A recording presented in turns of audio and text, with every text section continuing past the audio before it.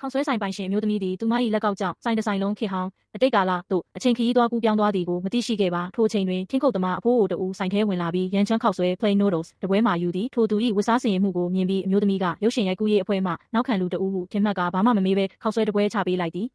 မျိုးသမီးကောင်နာတို့ပြန်ရောက်သောအခါစပွဲပေါ်တွင်ပပန်းအဘကတ်ရှေးဟောင်းတွက်ချက်ရေးကိရိယာတစ်ခုရောက်နေသည်ကိုအံ့ဩစွာတွေ့ရှိရသည်တစ်ချိန်တည်းမှာပင်အဖိုးအိုသည်လည်းခေါဆွဲရဲရှိပါဝင်ပစ္စည်းများမှာမြို့တော်မှမှုမှန်မျိုးနယ်များသာစားသုံးနိုင်သည့်ဂျုံဖြူဖြင့်ပြုလုပ်ထားခြင်းဖြစ်ကြောင်းသိရှိသွားပြီးအလွန်အရသာရှိလာသဖြင့်ကုံစင်အောင်မြင်ရည်ရှက်ရည်စားသုံးလေသည်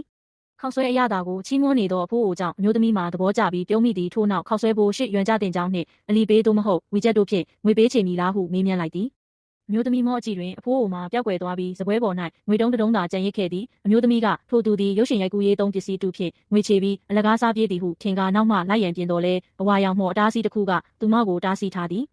ဆိုင်ပြင်ဘက်ရှိမြင်ကွင်းများကိုမြင်တွေ့ရပြီးနောက်တွင်မှသူမသည်ခေဟောင်းသို့တကယ်ရောက်ရှိနေပြီးဆိုင်ပြင်ပသို့ထွက်ခွာ၍မရကြောင်းသဘောပေါက်သွားသည်ထိုစဉ်လမ်းဘေးမှသူတောင်းစားလေးတဦးကသူမလက်မှလွတ်ကျသွားသောငွေစကိုကောက်ပေးပြီး3ရက်တိုင်တိုင်ထမင်းမစားရသေးကြောင်းပြောသဖြင့်တနာစိတ်ဝင်ကဆိုင်ထဲခေါ်၍ခောက်ဆွဲချက်ကျွေးသည်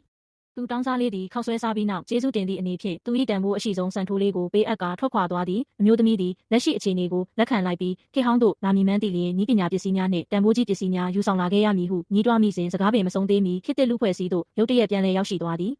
ခေတ်သစ်သို့ပြန်ရောက်လာသည့်အတွက်ဤလက်ကောက်သည်ခေဟ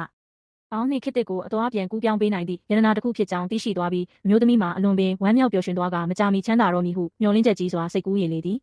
နောက်တစ်နေ့နံနက်တွင်သူတောင်းစားလေးပေးခဲ့သောစံထိုးကိုရှေးဟောင်းပစ္စည်းဆိုင်သို့တွားရောက်ပြတရားဆိုင်ရှင်ကယွမ်4 သိန်း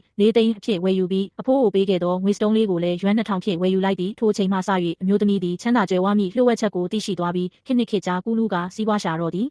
သို့တော်လည်းတရက်တွင်ခေဟောင်းတို့အရောက်၌သူမ၏လေပင်သို့ဓာတ်တစ်ချောင်းရောက်ရှိလာသည်ထိုသူမှာရန်သူများ၏လိုက်လံလုပ်ကြံခြင်းကိုခံနေရသည့်ဝါရှမင်းနေပြီးတော့၏ဒုတိယမင်းသားဖြစ်သည်ထိုမင်းသားသည်ဒဏ်ရာအပြင်းထန်ရကတတိလေလဲကျသွားသဖြင့်အပြင်မှလူသက်သမားများ၏အတန်ကိုကြားရသောအမျိုးသမီးကကြောက်လန့်တကြားဖြင့်လက်ကောက်ကိုလှည့်ကာခေတ်သစ်သို့ပြန်လည်ကူးပြောင်းခဲ့ရာဒဏ်ရာရနေသောဒုတိယမင်းသားပါခေတ်သစ်ကဘာသို့အတူပါရှိလာလေသည်